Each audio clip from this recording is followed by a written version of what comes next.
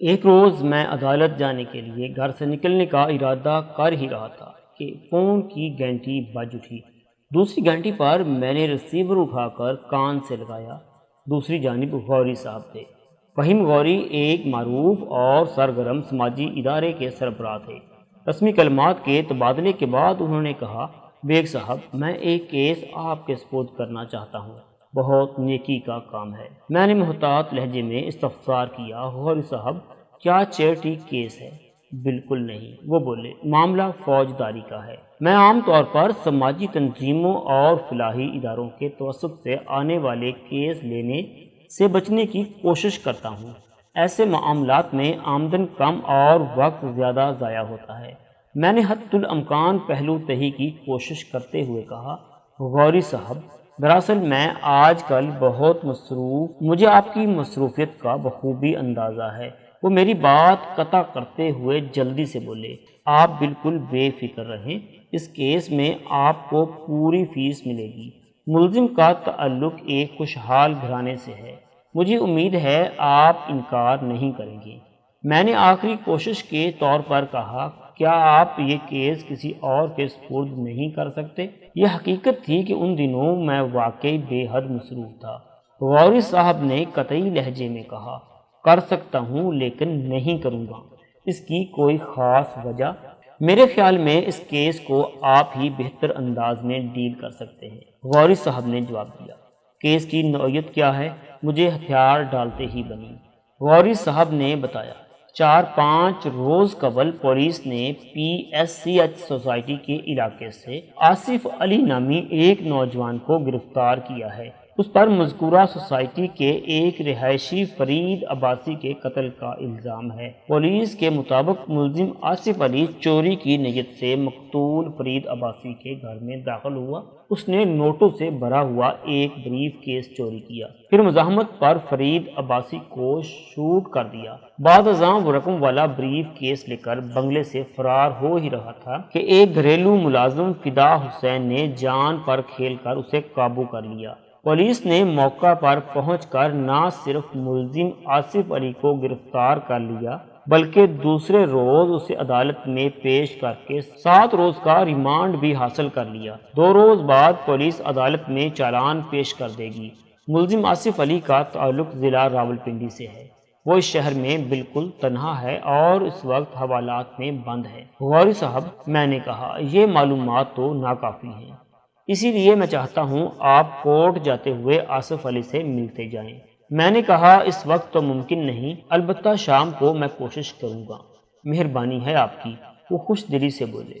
صرف مہربانی سے کام نہیں چلتا غوری صاحب، میں آپ کا مطلب بخوبی سمجھ رہا ہوں بیگ صاحب۔ میں نے راولپنڈی میں ملزم آصف علی کے ورثاء کو تمام حالات سے آگاہ کر دیا ہے۔ بس آج کل میں ملزم کا والد نوازش علی میرے دفتر پہنچ جائے گا، آپ بالکل مطمئن رہیں۔ ملزم کا تعلق کھاتے پیتے خاندان سے ہے۔ اس کیس میں میں آپ سے فیس میں رعایت کے لیے بھی نہیں کہوں گا۔ دراصل میں چاہتا ہوں کہ آپ ملزم سے مل کر یہ اندازہ لگا لیں کہ اس کی کیا قانونی مدد کی جا سکتی ہے۔ بجا فرمایا آپ نے، جب تک مجھے یقین نہ ہو جائے کہ ملزم بے گناہ ہے، اس وقت تک میں یہ کیس لینے کے بارے میں کوئی فیصلہ نہیں کر سکتا۔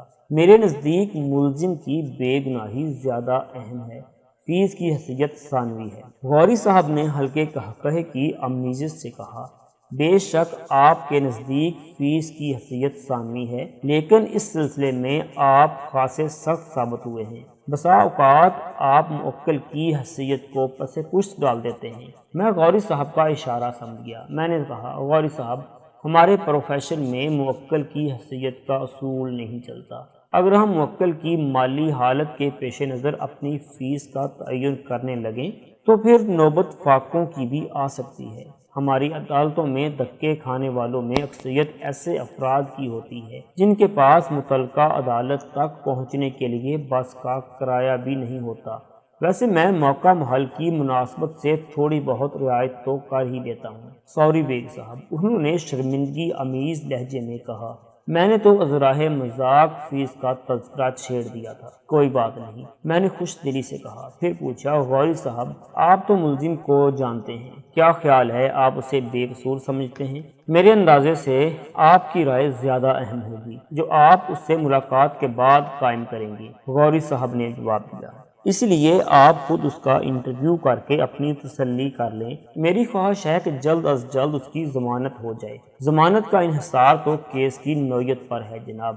آپ کوشش کا وعدہ کریں، باقی اس کی قسمت۔ میں نے کوشش کا وعدہ کیا، متعلقہ تھانے کا نام پوچھا اور فون بند کر دیا۔ وہ پورا دن میں مختلف عدالتوں میں اس قدر مصروف رہا کہ بقول سے مجھے سر کھجانے کی بھی فرصت نہ ملی۔ جب دوپہر کے بعد میں اپنے دفتر پہنچا تو انتظار گاہ میں میرے ملاقاتیوں اور موکلوں کی ایک لمبی قطار لگی ہوئی تھی۔ آخری ملاقاتی کو فارغ کرتے کرتے رات کے 9 بج گئے۔ اس روز کام کی زیادتی کے باعث ذہنی اور جسمانی طور پر اس قدر تھک چکا تھا کہ تھانے جا کر ملزم آصف علی سے ملنے کی بجائے میں نے سیدھا گھر کی جانب رخ کیا۔ ویسے بھی متعلقہ تھانہ میرے راستے میں نہیں پڑتا تھا۔ اگر میں اس وقت ملزم سے ملاقات کرنے چلا جاتا تو گھر پہنچتے پہنچتے مجھے آدھی رات ہو جاتی۔ میں نے اسی لیے اس کام کو دوسرے روز تک مؤخر کر دیا۔ دوسرے روز میں نے ملزم آصف علی سے متعلقہ تھانے کی حوالات میں مختصر مگر جامع ملاقات کی۔ یہ بتانے کی ضرورت نہیں ہے کہ ملزم سے ملاقات کے لیے مجھے کون کون سے حربے استعمال کرنا پڑے تھے، اس کا ذکر کئی مرتبہ کیا جا چکا ہے۔ آصف علی کی زبانی جو حالات مجھے معلوم ہوئے ان سے میں نے اندازہ لگایا کہ وہ واقعی بے گناہ ہے۔ میں نے آصف علی سے وکالت نامے پر دستخط لیے، اس ضروری ہدایات کے ساتھ ساتھ بے فکر رہنے کی تلقین کی اور تھانے سے نکل آیا۔ آصف علی سے حاصل شدہ معلومات میں سے غیر ضروری باتوں کو حذف کر کے میں اس کا خلاصہ آپ کی خدمت میں پیش کرتا ہوں تاکہ عدالتی کارروائی کے دوران میں آپ کا ذہن کسی الجھن کا شکار نہ ہو۔ ملزم و میرا موکل آصف علی ضلع راولپنڈی کا رہنے والا تھا۔ اس کے والد نوازش علی کی راجہ بازار میں کپڑے کی دکان تھی۔ ان کی رہائش مسلم ٹاؤن میں تھی۔ نوازش علی ایک آسودہ حال شخص تھا اور اپنے علاقے میں اس کی اچھی خاصی عزت کی جاتی تھی۔ آصف علی کی عمر لگ بھگ 20 سال تھی۔ اس نے آرٹس کے مضامین میں انٹر کا امتحان پاس کر رکھا تھا۔ کسی گھریلو ناچاکی کے سبب وہ گھر والوں سے روٹھ کر کراچی چلا آیا تھا۔ آصف علی نے اس گھریلو ناچاکی کی وجہ بتائی اور نہ ہی میں نے اس سلسلے میں اسے خریدنے کی کوشش کی۔ بہرحال آصف علی اس سال ماہ اپریل میں کراچی پہنچا تھا۔ وہ راولپنڈی سے روانہ ہوتے وقت کچھ رقم اپنے ساتھ لے آیا تھا، لہٰذا اسے کسی مالی دشواری کا سامنا نہیں کرنا پڑا۔ اسی دوران وہ نوکری بھی تلاش کرتا رہا۔ اسے نوکری تو نہ مل سکی، البتہ راولپنڈی کے رہنے والے ایک شخص سے اس کی ملاقات ہو گئی۔ اس شخص کا نام راجہ ارشد تھا۔ راجہ ارشد اپنے دیگر 2 ساتھیوں کے ساتھ ڈرگ روڈ کے کینٹ بازار میں کرائے کے ایک مکان میں رہتا تھا۔ راجہ ارشد اور اس کے ساتھی رانا فیاض اور گل شیر خان خوش نویس تھے اور مختلف اخبارات و رسائل میں کام کرتے تھے۔ راجہ ارشد آصف علی کو اپنے ساتھ لے گیا۔ آصف علی نے اسے یہی بتایا تھا کہ وہ بھی نوکری وغیرہ کے سلسلے میں کراچی آیا تھا۔ گھریلو جھگڑے کا اس نے ذکر کرنا مناسب نہیں سمجھا تھا۔ اس دن کے بعد سے آصف علی بھی ان کے ساتھ ہی رہنے لگا۔ وہ تینوں اپنے تئیں تو آصف علی کی نوکری کا بندوبست کرنے میں مصروف تھے ہی، اس کے ساتھ ساتھ آصف علی خود بھی دن بھر اسی جستجو میں رہتا تھا۔ اس کے پاس موجود رقم اب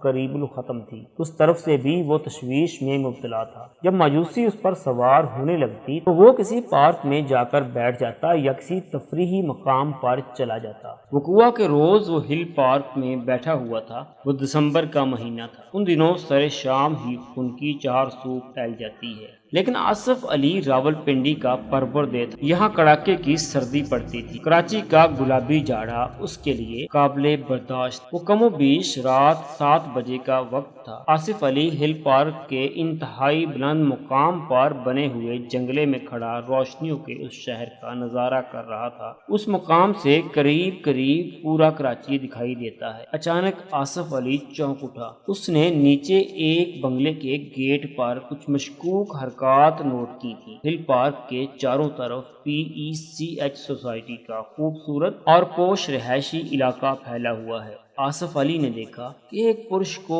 2 منزلہ بنگلے کے گیٹ پر ایک نارنجی رنگ کی فاکسی واکس ویگن کھڑی تھی اور ایک شخص پراسرار انداز میں فاکسی کا پیسنجر سیٹ والا دروازہ کھولنے کی کوشش کر رہا تھا۔ یہ کوئی غیر معمولی بات نہیں تھی۔ جس امر نے آصف علی کو تجسس میں مبتلا کیا وہ اس شخص کا انداز تھا۔ وہ تھوڑے تھوڑے وقفے سے چوکنا انداز میں دائیں بائیں دیکھ رہا تھا۔ اگر وہ شخص فاکسی سے متعلق ہوتا تو اسے دروازہ کھولنے میں کوئی دشواری پیش نہ آتی، جبکہ مذکورہ شخص کی دروازے پر طبع آزمائی سے صاف ظاہر ہو رہا تھا کہ وہ اسے کسی مخصوص ہتھ کنڈے سے زبردستی کھولنے کی کوشش کر رہا تھا۔ متذکرہ بنگلہ اسی رخ پر تھا۔ یہاں سے گزر کر آصف علی کو مین شارع فیصل پر پہنچ کر لال کوٹھی کے سٹاپ سے ڈرگ روڈ کے لیے بس پکڑنا تھی۔ اس مشکوک شخص کی حرکات و سکنات نے آصف علی کے دل میں انتہا درجے کا تجسس جگا دیا تھا۔ اس کے ذہن نے فوری طور پر فیصلہ کیا کہ چل کر دیکھنا چاہیے کہ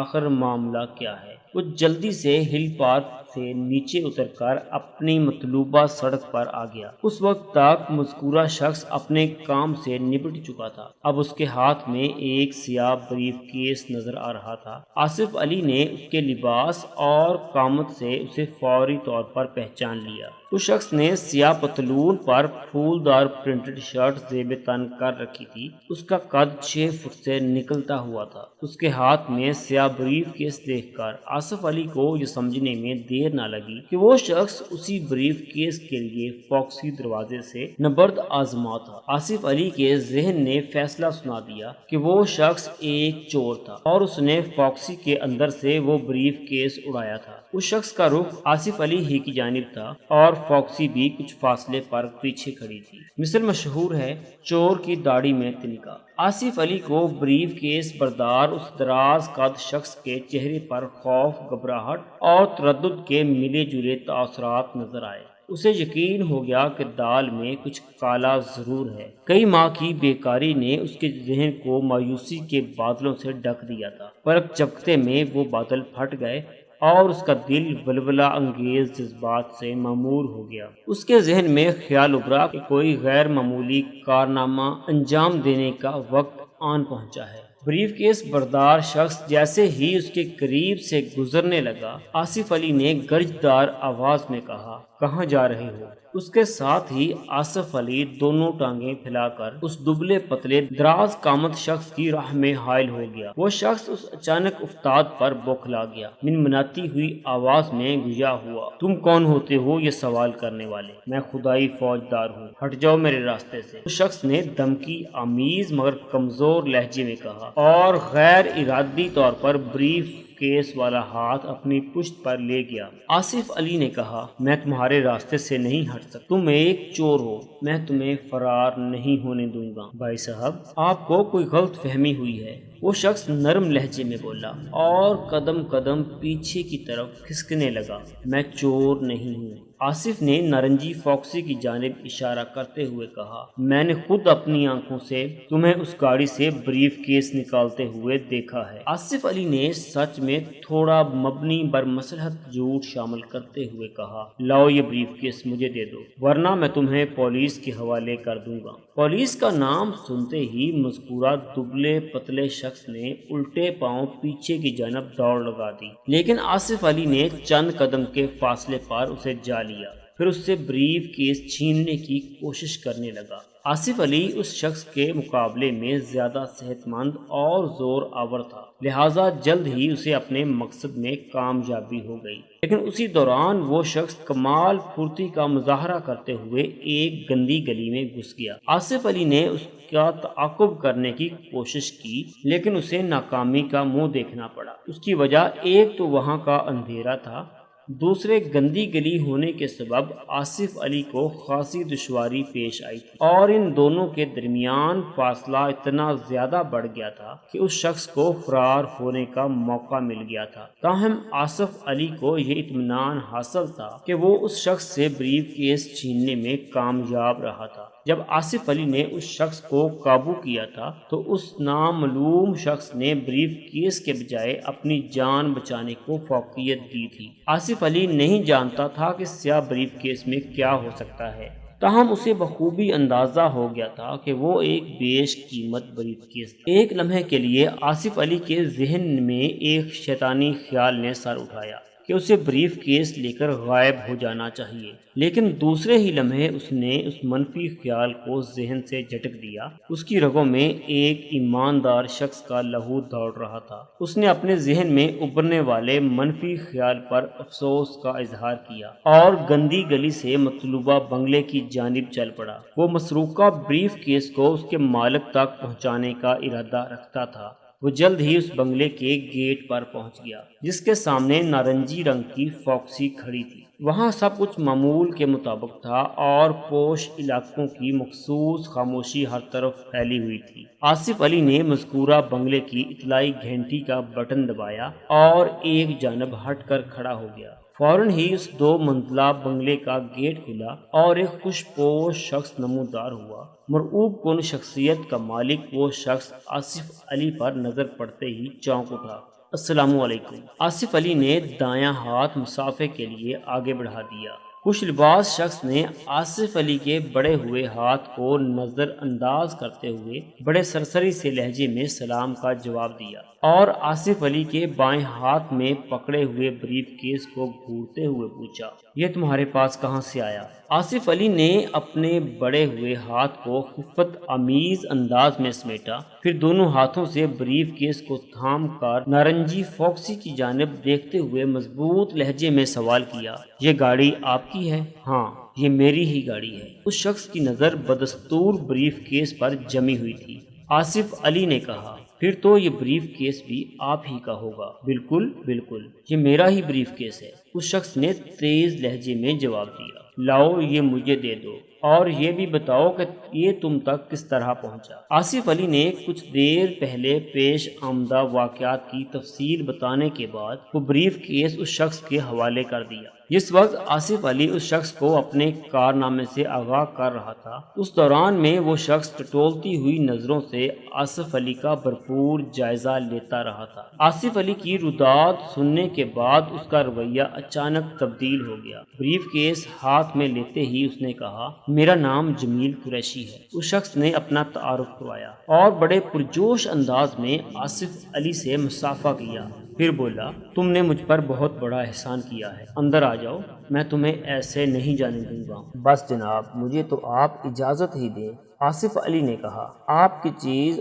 آپ تک پہنچ گئی، میرے لیے یہی اطمینان بخش ہے۔ بھئی تم میرے محسن ہو۔ جمیل قریشی محبت سے معمور لہجے میں بولا، میں تمہیں تمہارے کارنامے پر انعام دینا چاہتا ہوں۔ تم سوچ بھی نہیں سکتے کہ تم نے مجھے کتنے بڑے نقصان سے بال بال بچا لیا ہے۔ جانتے ہو اس بریف کیس میں کیا ہے؟ آصف علی نے نفی میں سر ہلایا۔ جمیل قریشی نے بتایا، اس بریف کیس میں پورے 5 لاکھ روپے کے نوٹ بھرے ہوئے ہیں۔ 5 لاکھ؟ آصف علی نے حیرت بھرے لہجے میں دہرایا۔ جمیل قریشی نے اپنی بات جاری رکھی، اب تم خود اندازہ لگا لو کہ تم نے میرے ساتھ کتنی بڑی نیکی کی ہے۔ اس نیکی کا کچھ نہ کچھ صلہ تو تمہیں ضرور ملنا چاہیے۔ آصف علی نے دل میں سوچا، یہ جمیل قریشی کوئی بہت بڑا افسر دکھائی دیتا ہے۔ اگر قدرت نے مجھے یہ موقع فراہم کر ہی دیا ہے تو میں اس سے اپنی نوکری وغیرہ کے بارے میں ضرور بات کروں گا۔ اس نے جھجک آمیز لہجے میں پوچھا، آپ کس محکمے میں افسر ہیں جمیل صاحب؟ میں کسی محکمے کا افسر نہیں ہوں، بلکہ ایک پرائیویٹ کمپنی میں کام کرتا ہوں۔ جمیل قریشی نے جواب دیا، سائٹ کے علاقے میں ایک دوا ساز کمپنی ہے، میں اس کمپنی کا جنرل مینیجر ہوں۔ تم نے عباس لیبارٹریز کا نام تو سنا ہوگا۔ عباس لیبارٹریز کے ذکر پر آصف علی کے ذہن میں ایک جگنو سا ٹمٹمایا۔ دوسرے ہی لمحے اسے یاد آ گیا کہ ابھی تھوڑی دیر پہلے اس نے اس بنگلے کی نیم پلیٹ پر عباسی پیلس کے الفاظ درج دیکھے تھے۔ اس کے نیچے فرید عباسی کا نام لکھا ہوا تھا۔ وہ دوبارہ نیم پلیٹ کو دیکھنے لگا تو جمیل قریشی نے کہا، تم اس وقت عباسی صاحب کے بنگلے پر ہی کھڑے ہو۔ میں انہی کی کمپنی عباسی لیبارٹریز کا جنرل مینیجر ہوں۔ تم اس کمپنی سے واقف ہو؟ نہیں جناب، میں نے یہ نام پہلی مرتبہ سنا ہے۔ آصف علی نے نفی میں سر ہلاتے ہوئے کہا، میں شہر میں نیا ہوں۔ کہاں سے آئے ہو؟ راول پنڈی سے۔ جمیل قریشی نے پوچھا، تم نے اپنا نام کیا بتایا تھا؟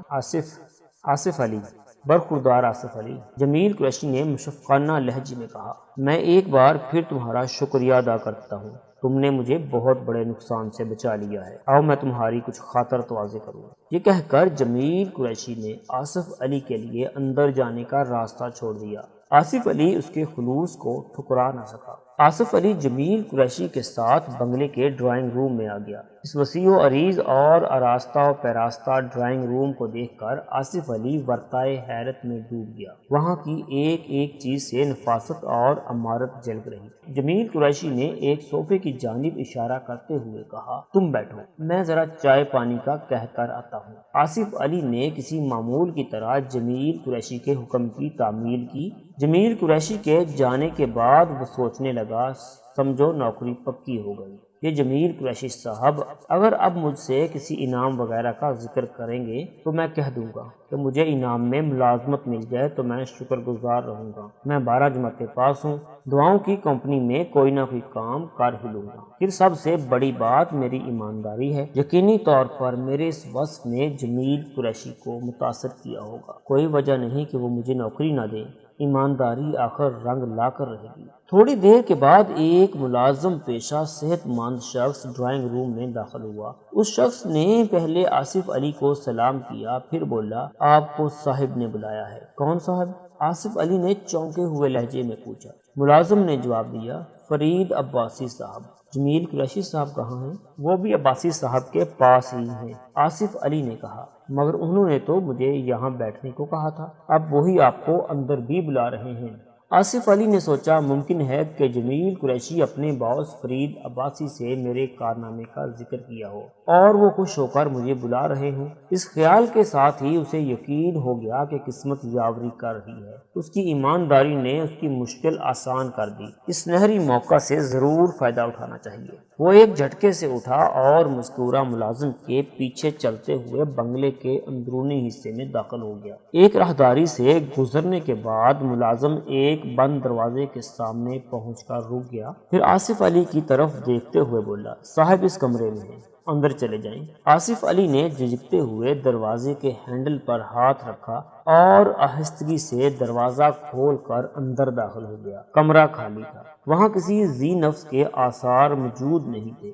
کمرے کی سیٹنگ سے اندازہ ہوتا تھا کہ وہ ایک بیڈ روم تھا۔ آصف علی نے پیچھے مڑ کر ملازم سے کچھ پوچھنے کی کوشش کی، لیکن یہ حسرت اس کے دل ہی میں رہ گئی۔ وہ پوری طرح گردن بھی نہیں گھما پایا تھا کہ اس کے سر کے عقبی حصے میں ایک دھماکہ ہوا۔ اس کی آنکھوں کے سامنے نیلی پیلی چنگاریاں سی چھوٹنے لگیں اور وہ تیورا کر کمرے کے قالین پوش فرش پر ڈھیر ہو گیا۔ اس کے بعد آصف علی کے جسم کے مختلف حصوں پر ملازم نے جو ضربات لگائیں، اس کا آصف علی کو مطلق احساس نہ ہو سکا۔ اس کا ذہن گہری تاریکی میں ڈوب چکا تھا۔ سر کے پچھلے حصے پر لگنے والی کاری ضرب نے اسے ہوش و حواس سے بیگانہ کر دیا تھا۔ جب اسے ہوش آیا، بالفاظ دیگر جب اسے ہوش میں لایا گیا تو صورتحال کا نقشہ بڑا ہی بھیانک روپ اختیار کر چکا تھا۔ وہ بنگلہ اور اس بنگلے میں پائی جانے والی ہر شے اس کی دشمن ہو گئی تھی۔ ہوش میں آنے کے بعد اس کی آنکھوں نے جو پہلا منظر دیکھا اس میں پولیس والوں کی بھرمار تھی۔ اس کا پورا بدن پھوڑے کی طرح دکھ رہا تھا۔ اس سے پہلے کہ وہ صورتحال کی سنگینی کا اندازہ کر سکتا، اس کے سر پر کسی بھاری بوٹ کی ٹھوکر پڑی، ساتھ ہی ایک چنگاڑتی ہوئی آواز اس کی سماعت سے ٹکرائی، اس حرامزادے کو اٹھا کر بٹھاؤ۔ یہ آواز ایک سب انسپکٹر کی تھی اور اس نے اپنے ساتھ آنے والے سپاہیوں کو حکم دیا تھا کہ وہ آصف علی کو اٹھا کر بٹھائیں۔ جلد ہی سپاہیوں نے اسے قالین پر سیدھا کر کے بٹھا دیا اور پہلی فرصت میں اس کے ہاتھوں میں ہتھ کڑی پہنا دی۔ کچھ دیر کے بعد اسے تھانے پہنچا کر حوالات میں بند کر دیا گیا۔ یہ بات اسے تھانے جا کر معلوم ہوئی تھی کہ اسے فرید عباسی کے قتل کے الزام میں گرفتار کیا گیا تھا۔ اس پر گھر میں گھس کر پر رقم والا بریف کیس چرانے کا الزام تھا۔ پولیس کے مطابق جب گھر کے مالک فرید عباسی نے آصف علی کو روکنے کی کوشش کی تو اس نے بے دریغ اسے شوٹ کر دیا۔ بعد ازاں فرید عباسی کے گھریلو ملازم فدا حسین نے کسی طرح آصف علی پر قابو پا لیا تھا اور اس کی اچھی خاصی درگت بنانے کے بعد اسے ایک بیڈ روم میں بند کر دیا تھا۔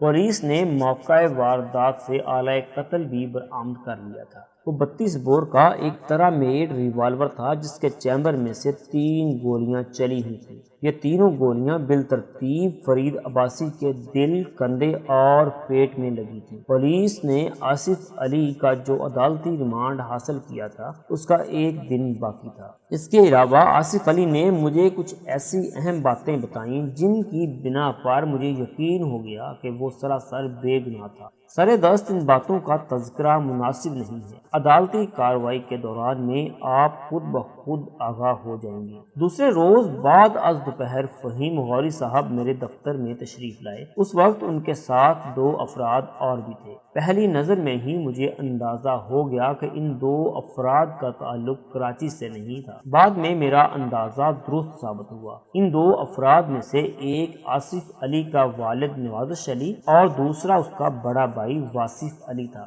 میں نے انہیں بیٹھنے کا اشارہ کیا۔ فہیم غوری صاحب نے ان کا تعارف کروایا۔ پھر رسمی علیگ سلیگ کے بعد غوری صاحب نے مجھ سے مخاطب ہو کر کہا، بیگ صاحب آپ نے آصف علی سے ملاقات تو کر لی ہے، آپ کا کیا اندازہ ہے؟ میں نے کہا میں ابھی تک کسی حتمی فیصلے تک تو نہیں پہنچا ہوں، تاہم میں یہ کیس لینے کے لیے تیار ہوں، بس یہی بہت ہے۔ غوری صاحب نے اطمینان بخش انداز میں ہاتھ ہلاتے ہوئے کہا، آپ نے کچھ سوچ کر ہی یہ فیصلہ کیا ہوگا؟ آصف علی کے والد نوازش علی نے پوچھا۔ وکیل صاحب میرا بیٹا رہا ہو جائے گا نا؟ آپ اطمینان رکھیں جناب، میں نے تسلی بخش انداز میں کہا۔ آصف علی انشاءاللہ باعزت بری ہو جائے گا۔ واصف علی نے مخصوص پوٹھوہاری لہجے میں دریافت کیا، بیگ صاحب ہمیں معلوم ہوا ہے کہ پولیس کل عدالت میں چالان پیش کر دے گی، آپ کے خیال میں کل ہی آصف علی کی ضمانت ہو جائے گی نا؟ میں نے کہا دیکھیں جناب، بات یہ ہے کہ قتل کے ملزم کی ضمانت بآسانی نہیں ہوتی، اس کا دار و مدار پولیس کے چالان اور استغاثہ پر ہے۔ ویسے میں نے ضمانت کی درخواست تیار کر لی ہے، میں پوری کوشش کروں گا کہ آصف علی کی ضمانت ہو جائے۔ ایک لمحے کے توقف سے میں نے پوچھا، آپ ضمانت کا بندوبست کر سکتے ہیں؟ آصف علی کے والد نے کہا، آپ اس کی فکر نہ کریں، میں 1 لاکھ مالیت تک کے مچلکے بھرنے کو تیار ہوں، علاوہ ازیں شخصی ضمانت کا بھی انتظام کر سکتا ہوں۔ یہاں جامع کلاتھ مارکیٹ میں کپڑے کے 1 کروڑ پتی بیپاری میرے قریبی دوست ہیں، عدالت جس قسم اور جس نوعیت کی ضمانت مانگے گی میں مہیا کر دوں گا۔ بس تو پھر ٹھیک ہے، میں نے کہا میں بھی اپنی سی کوشش کروں گا۔ غوری صاحب نے مجھے بتایا کہ نوازش علی اور اس کا بڑا بیٹا واصف علی اپنے ایک عزیز کے یہاں ٹھہرے ہوئے ہیں۔ تھوڑی دیر تک ہمارے درمیان آصف علی کے بارے میں گفتگو ہوتی رہی، پھر دوسرے روز عدالت میں ملنے کا کہہ کر اٹھ گئے۔ جانے سے قبل نوازش علی نے میری مطلوبہ فیس ادا کی، میں نے فیس کی ادائیگی کی رسید انہیں دی، پھر وہ میرا شکریہ ادا کر کے وہاں سے رخصت ہو گئے۔ ریمانڈ کی مدت پوری ہونے کے بعد پولیس نے عدالت میں چالان پیش کر دیا۔ میں نے اپنا وکالت نامہ اور اپنے موکل ملزم آصف علی کی درخواست ضمانت عدالت میں دائر کر دی۔ عدالتی کارروائی کا ذکر شروع کرنے سے پہلے کچھ احوال پولیس کی کارگزاری اور پوسٹ مارٹم کی رپورٹ کا بیان کر دوں تو مناسب رہے گا۔ پوسٹ مارٹم کی رپورٹ کے مطابق مقتول فرید عباسی کی موت 22 دسمبر رات 7 اور 9 بجے کے درمیان واقع ہوئی تھی۔ اس کے جسم پر 3 گولیوں کے نشانات پائے گئے تھے،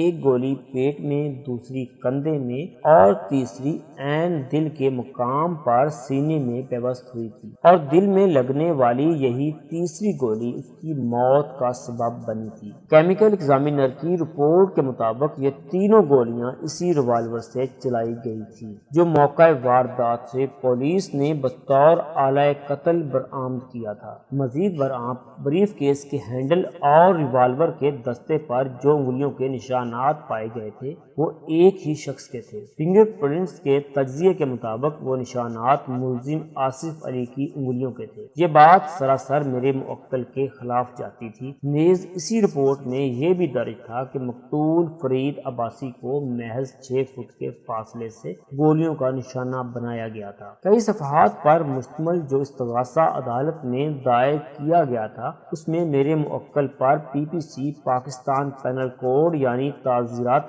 پاکستان کی درج ذیل دفعہ عائد کی گئی تھیں۔ دفعہ 302 قتل عمد، دفعہ 379 سرقہ از خانہ آباد، دفعہ 382 سرقہ کے انعقاد کے دوران مداخلت میں ضرر پہنچانے یا ہلاک کرنے کے لیے اپنے پاس پستول یا ریوالور رکھنا، اور دفعہ 448 مداخلت بے جا از خانہ آباد۔ اول ذکر دفعہ کے تحت سزائے موت یا عمر قید و جرمانہ، دوم ذکر دفعہ کے تحت قید 6 سالہ و جرمانہ، سوم ذکر دفعہ کے تحت قید 2 سالہ و جرمانہ، اور آخر ذکر دفعہ کے تحت قید 6 ماہ جرمانہ ہو سکتا تھا۔ پولیس کی رپورٹ کے مطابق وقوع کے روز یعنی 22 دسمبر کو رات 8 بجے انہیں اس واردات کی اطلاع ملی تھی۔ پولیس کو فون مقتول کی کمپنی کے جنرل منیجر جمیل قریشی نے کیا تھا۔ سب انسپکٹر نیازی چند کانسٹیبل کے ہمراہ فوری طور پر موقع واردات پر پہنچا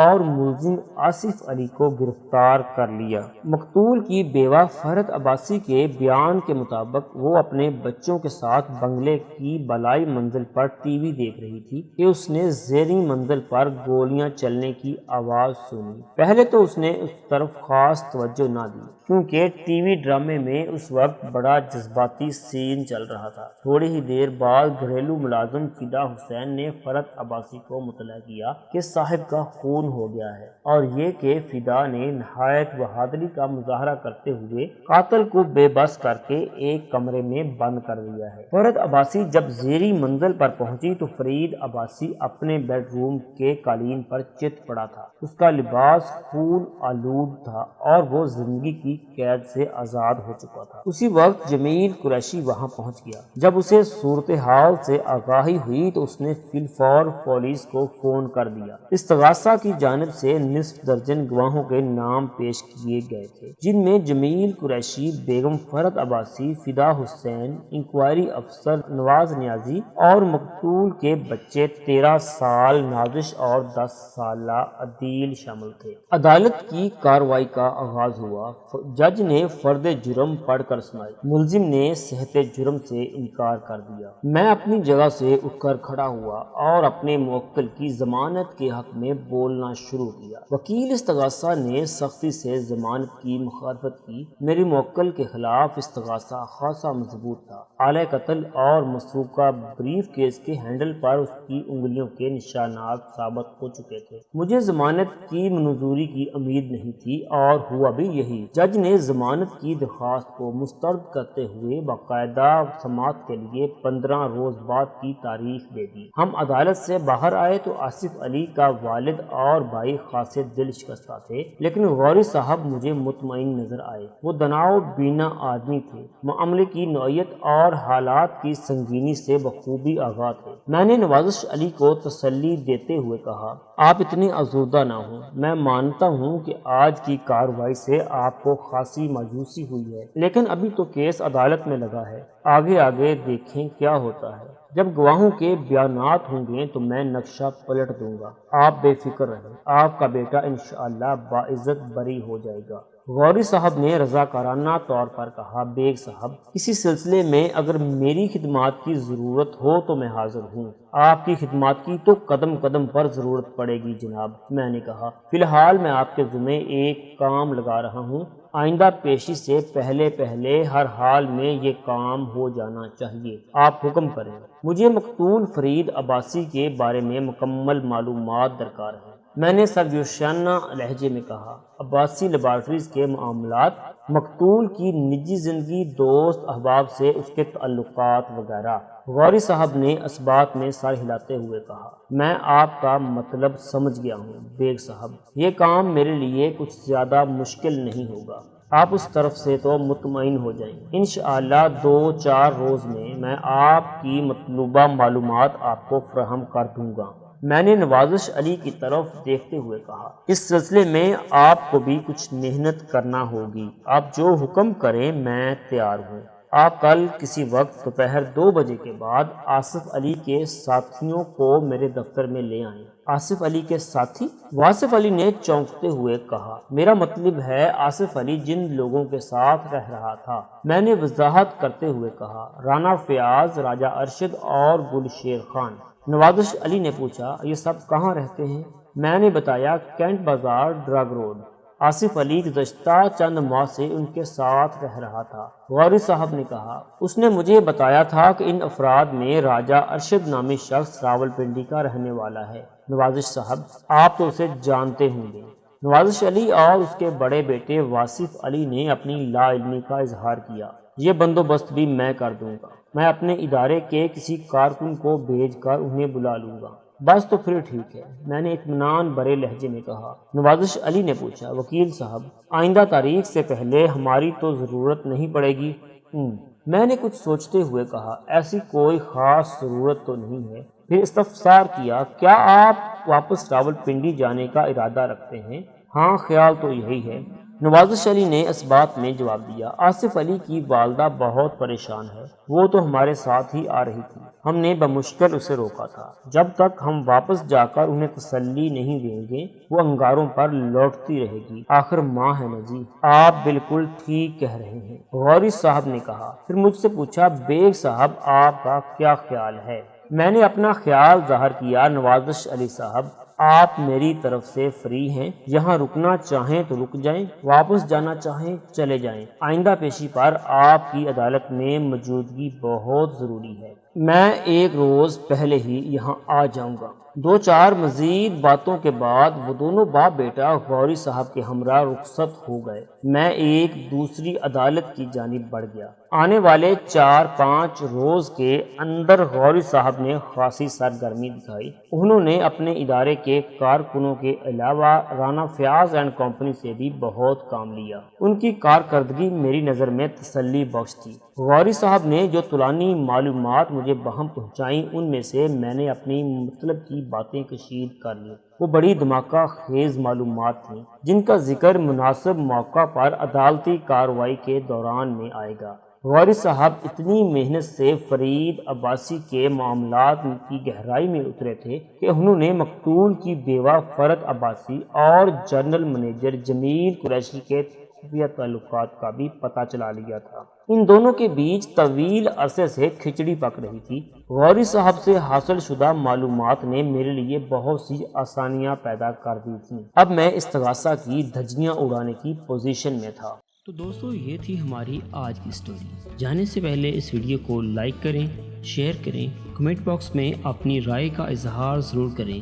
چینل کو سبسکرائب کر لیں اگر سبسکرائب نہیں کیا تو۔